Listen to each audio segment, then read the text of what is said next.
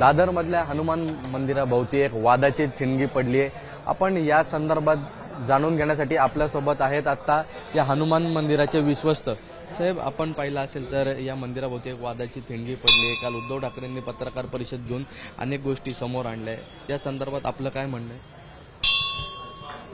आता काय आहे माहिती आहे ना, मराठी भाषा फार मस्त आहे, पण तुम्ही चुकीचे शब्द चुकीच्या वेळेला वापरता। ठिणगी म्हणजे काय, वाद म्हणजे काय, इथे कोण वाद करतोय मला जरा सांगा। आणि आम्ही वाद करतोय तर आम्हाला आणखीन कोणतरी प्रतिस्पर्धी हवा, मग तुम्ही त्याचं म्हणणं बघा ना काय आहे। सगळे आले 100 लोक, फक्त मंदिराला विचारताय तुमचं म्हणणं काय आहे। अरे पण आमचं म्हणणं एकच आहे की ज्या सद्गृहस्थांनी मंदिर तोडण्याची जी नोटीस दिली त्यांना जाऊन विचारा की काय चाललंय। हिंदू राष्ट्र घडवायचंय तुम्हाला आणि हिंदूंच्या 80 वर्ष जुन्या मंदिराला तुम्ही तोडण्याची अशी नोटीस देता। नॅचरल जस्टिसचं सोडूनच द्या, पण तुमची मनीषा काय आहे, तुमची इच्छा काय आहे। कायदेशीर बेकायदेशीर हे कागदी घोडे कशाला नाचवताय? आस्था आहे की नाही?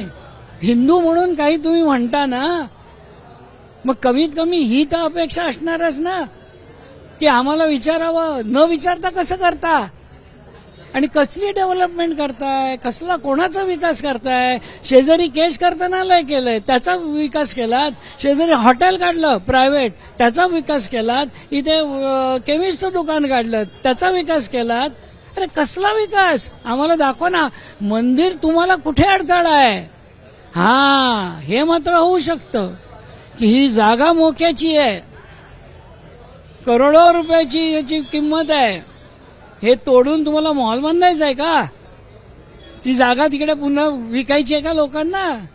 आम्हाला काहीच माहित नाही, पण शंका भक्त अशा आमच्या पुढे मांडतायत की हे का करतायत। आता ते का करतायत हे मी कसं सांगणार? ते तुम्ही त्यांना जाऊन विचारा आणि मग आम्हाला फीडबॅक द्या, मग त्याच्यावर प्रतिक्रिया देतो आम्ही। हे मंदिर जे आहे 80 वर्ष जुनं आहे, इकडे सतत भाविक येत आहेत, तरी देखील असं पत्र पाठवणं आणि हे करणं हे म्हणजे एक हिंदू विरोधी कृती आहे का? जी कृती आहे की नाही ती लोकांच्या पुढे आहे आणि इथली जनता सुजाण आहे, मूर्ख नाही। फक्त फरक एवढाच आहे की ती त्याची रिॲक्शन ताबडतोब देत नाहीत, ते योग्य वेळी देतात। आणि मला खात्री आहे की इथे जमलेल्या कुठल्याही भक्ताला तुम्ही विचारा, प्रत्येकाच्या इकडे ठेस पोचली आहे आणि प्रत्येक जण तळतळाट करतोय। आता त्या आत्म्याच्या तळतळाटाचा काय परिणाम होतो तो काळच तुम्हाला दाखवेल। तो मी उगाच तोंडून बोलून माझी वाफ कशाला दवडू? पण जे काही होतंय, जी पद्धतीने झालेलं आहे हे घृणास्पद आहे, घृणास्पद आहे। किमान जे हिंदू राष्ट्र बनवण्याच्या पाठी गेलेले आहेत त्यांच्याकडनं तर ही कधीच अपेक्षा नव्हती, ह्या पद्धतीने नाही।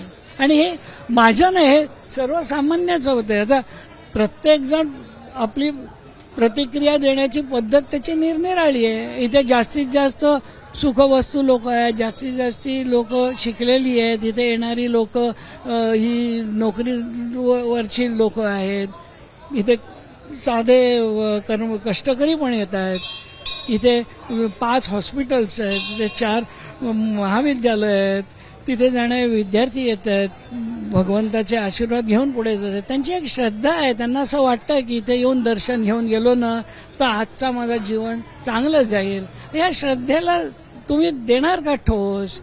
उद्या ते खाली इथे आले आणि त्यांनी बघितलं इथे दगड सिमेंटच आहे, इथे नाही आहेत आपले देव, त्यांच्या भावना काय? कायदा बाजूला ठेवा। आणि हे काल निर्माण केलेलं नाही। आणि तुम्हाला सांगतो 80 वर्षापूर्वी हा हमालांचा मारुती असाच लोक म्हणायचे। साहेब, एक शेवटचा प्रश्न, काल उद्धव ठाकरेंनी पत्रकार परिषद घेतली, आज आदित्य ठाकरे महापूजा करणार आहे, पण आज सकाळपासूनच आपण बघतोय तर मंगल प्रभात रोडा, रवी राणा याआधी हे लोक आलेले का या मंदिरामध्ये कधी दर्शन घेण्यासाठी? कधीच नव्हते आले, कधीच नव्हते आले, आम्ही तर कधीच पाहिलेही नाही।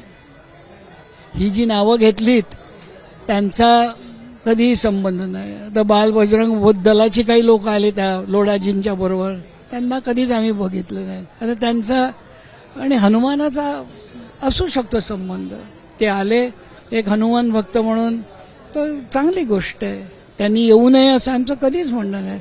त्यांनी मदत करायला यावं, त्यांनी हे मंदिर वाचवण्यासाठी यावं. बाकीचे त्यांचे जे हिडन अजेंडा आहेत ते भगवान बघतो. मांजरीने डोळे मिटून दूध प्यायलं तर तिला असं वाटतं कोणच बघत नाही. तो म्हणतं चुकीचं आहे, गैरसमज आहे. तसंच आहे, आज अचानकपणे निरनिळ्या पक्षाची लोक येत आहेत. ठीक आहे, दे आर वेलकम. आपण पाहिलं असेल तर यानंतर काही वेळानेच आदित्य ठाकरे इकडे येणार आहेत आणि महापूजा या मंदिरामध्ये करणार आहेत. कॅमेरामन मनोज जयस्वाल सोबत ईशान देशमुख, एबीपी माझा, मुंबई. एबीपी माझा, उघडा डोळे बघा नीट.